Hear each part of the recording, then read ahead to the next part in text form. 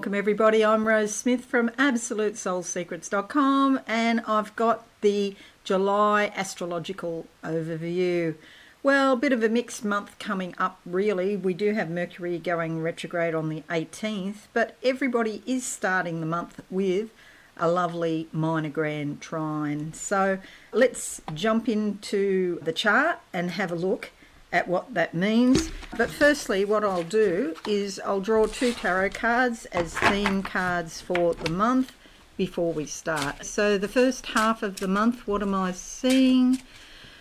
A jug or pitcher of water, and this is suggesting that emotions, it could be a bit of an emotional month, but some of the emotions are actually refreshing. They're not upsetting or they're not negative in any way, they're refreshing, so you could feel quite inspired as well.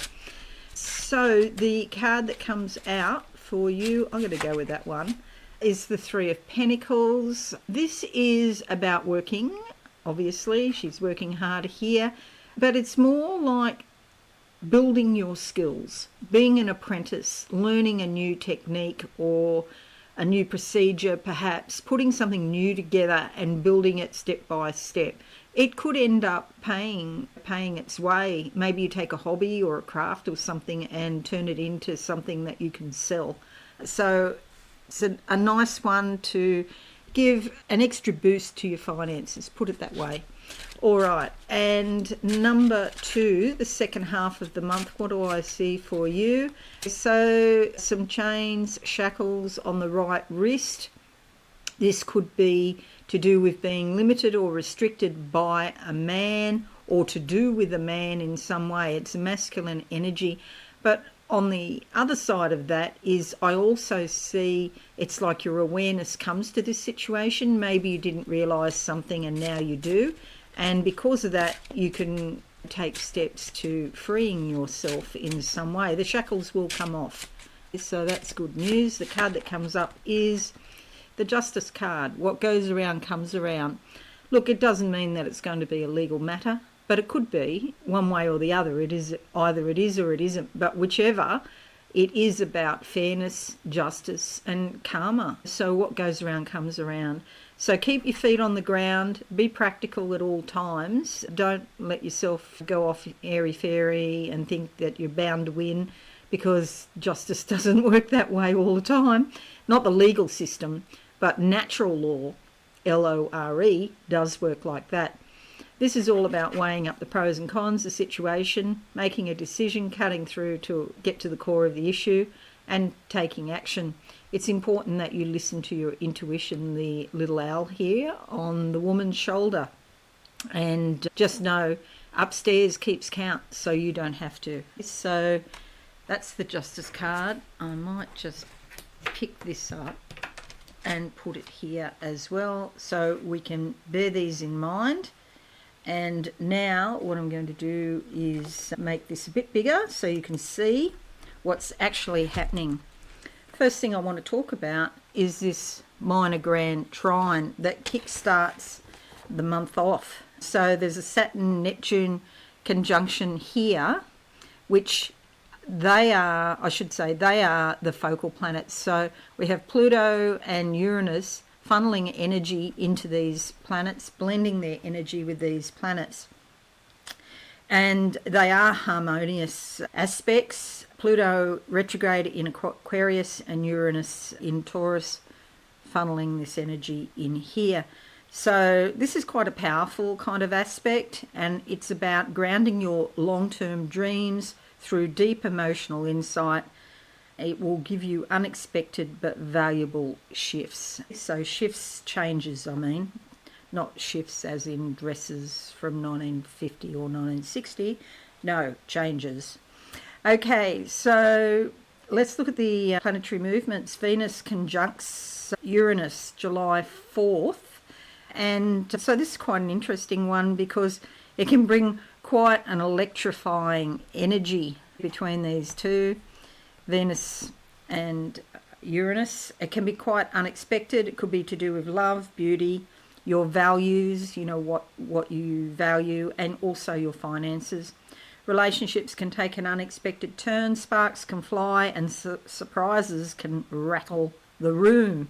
It is a time, however, of liberation in how you connect with other people and how you define your worth. You might feel somewhat artistically inspired. There is potential for spontaneous purchases, however, or a surprising attraction with someone you might meet. Venus then enters Gemini on July 5, just hours after this conjunction. And Gemini is an air sign. Communication becomes more important in matters of the heart. There's a flirtier, lighter quality to relationships. Also, an increased appreciation for witty conversation, learning and variety. Venus in Gemini encourages curiosity in love and connection through shared ideas. It's also great for networking and lightening up your social energy. Then the same day, Neptune goes retrograde until December 10. And so this is bringing your focus from the outside world. It's bringing it more into your subconscious, so your focus turns inwards. You'll be probably looking at your dreams, illusions, spirituality. You can expect a slow dissolving of false ideals. It's a potent time for reflection, for spirituality, and confronting any escapist habits. You may start to see things more clearly as the illusions fade, even if initially the truth might be a little confronting, but you will find the truth under this aspect. The full moon is in Capricorn on July 11, and in Capricorn, so this means that it's time to be practical, down to earth. Themes of responsibility, boundaries, career milestones, structure, and dealing with authority figures might come up. Emotionally, this can sometimes feel intense.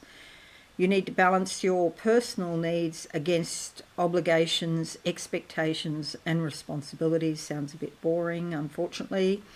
Use this energy to release old limitations or reassess your goals. It is a moment of maturity and grounding, however. Saturn retrograde conjunct Neptune. So we have both. We will have Neptune and Saturn both retrograde and conjunct as well. So their influence on each other is going to deepen, blending structure and spirituality, discipline and dreams. So it doesn't sound like fun, but honestly, if you want to accomplish something, Saturn will help you bring it down to earth if it's realistic and practical. So this may call for a reevaluation of your long-term vision. You might have an idea, but maybe you haven't figured out all the details. So Saturn will help you do that. As long as your goals are built on solid foundations and they're not castles in the sky, then it is a great time to manifest your ideals into the physical world. You can reimagine your future in practical but inspired ways. Mercury goes retrograde 18th of July until August 11, and it's in Leo. So here, all the planets are usually going counterclockwise, but when it's retrograde, it goes clockwise. So this is a time to rethink projects, communication styles, and maybe even pride-related misunderstandings. Expect the usual delays, tech hiccups and glitches, mental fuzziness, especially around planning and self-expression. It is a good time, however, to review, revise and reflect rather than initiate new plans. Be patient, double-check everything. And also sometimes things from the past come back under Mercury retrograde. So you might hear news of somebody you used to know. Sometimes exes come back under Mercury retrograde. If that happens, do try to remember why they are an ex. The Sun squares Chiron on July 19th. So the Sun in late Cancer will clash with Chiron in Aries. This will illuminate spiritual wounds, especially around identity, leadership and confidence. This can bring up old insecurities and emotional patterns, but it also creates a powerful opening for healing. So allow yourself to be vulnerable, because this square will shine a light on what needs care not judgment. We have had that judgment card come up a fair few times today, so go easy on yourself. Sun enters Leo July 22nd, returning to its home sign, bringing a shift in consciousness, being more bold, creative, and also increasing your self-expression. It's time to step into your light, take pride in your talents, and let your inner fire shine. Confidence builds, and there's no greater focus on joy. And there is a greater focus on joy, romance, and celebration. Can't read my own notes. Venus squares Mars. So again, it's sort of like a bit awkward sometimes. It can stir up passion and conflict in relationships. Venus in Gemini here values charm and conversation, while Mars in Virgo here, Mars in Virgo wants practical results. It wants to move ahead really fast. So we can end up with a clash. It might be a disconnect between desires and actions. You can use this energy constructively by turning friction into motivation or creative output. The new moon is also in Leo here, and it's time to set intentions around self-expression, courage, love, and leadership.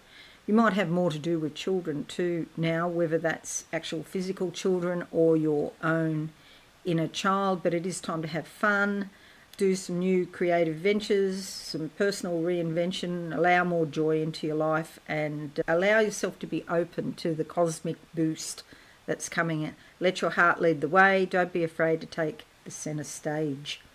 Sun opposition Pluto on July 25th. So the same day as the new moon, the Sun faces off against Pluto retrograde in Aquarius. So because Pluto is retrograde, it's more likely that this is going to happen internally than an actual external situation.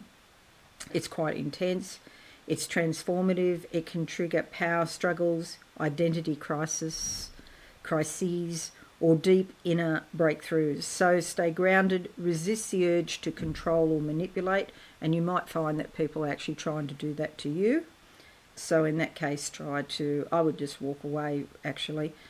But this aspect will help you reclaim your power through honest self-inquiry. Chiron goes retrograde right at the end of the month, 31st, in Aries, and this is asking you to allow and encourage a deep healing of your inner self. You might find themes around autonomy, vulnerability, and wounded leadership come up for review. This time encourages self-acceptance, courage in the face of discomfort, and the gentle dismantling of limiting self-beliefs. True strength is often found in embracing our flaws, and we've all got them, so please don't think that you must be perfect in all things. Venus enters Cancer the same day, July 31st, and so July ends on a nurturing note as love turns softer, more sentimental, and more about security and comfort. There's a desire for emotional intimacy, comfort, and deep care. Home, family, and heartfelt connections take the spotlight now. It's a beautiful time to nest, reconnect with loved ones, and give yourself the same compassion that you offer other people. So that wraps up the overview for July. There are a good deal of planetary shifts and a lot of inner work going on this month. If you're in the southern hemisphere, it's winter, so it's an ideal time to do it because the weather is miserable. We don't want to go out so much. So it's a great time to spend in self-reflection, maybe do some journaling, some colouring in, especially those colouring in books. They're very therapeutic, I find. It is a month of integration of energies and consolidation, but also a little bit of expansion as well. So that's it. Thank you so much for listening. I hope this has been useful for you. Please leave a like and a comment, share with your friends, that would be helpful. But most importantly, have a wonderful July. I'll see you all again pretty soon. Okay, thanks and bye for now.